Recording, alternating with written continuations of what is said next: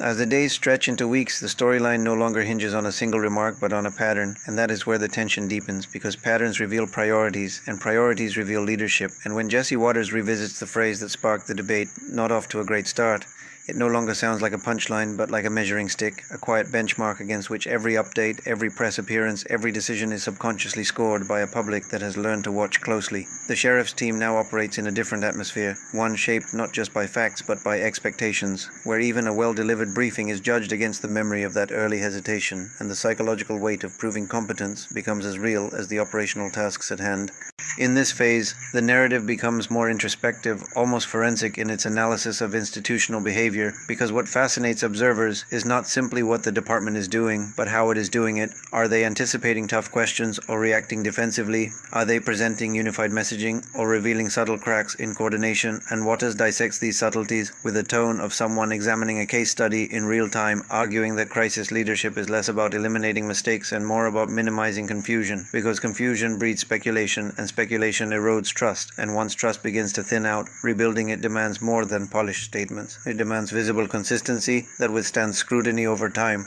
Meanwhile, the community's emotional landscape continues to evolve, shifting from immediate shock to measured concern, and this shift matters because it changes the stakes, from urgency to credibility, from reaction to reputation, and Waters suggests that this is where institutions either solidify their standing or allow doubt to crystallize, because the longer a narrative lingers, the more it embeds itself into public memory. He implies that the sheriff's team now faces a subtler challenge than the first chaotic hours, the challenge of sustaining clarity without fatigue, of maintaining transparency without overexposure,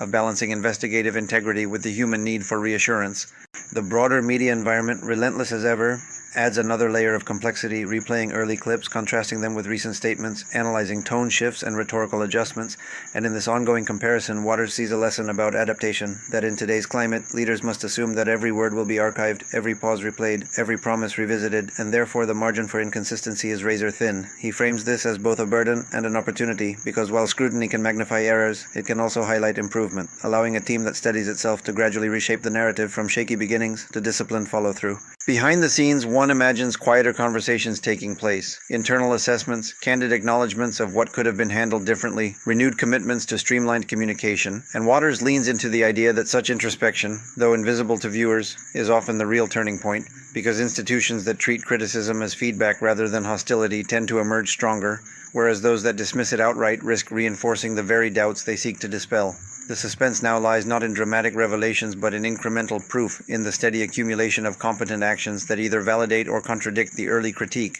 There is also a political undertone that cannot be ignored, as commentary inevitably intersects with broader debates about law enforcement, transparency, and public accountability. And Waters acknowledges this cross-current without letting it dominate, suggesting that while politics may color perception, performance ultimately shapes reputation.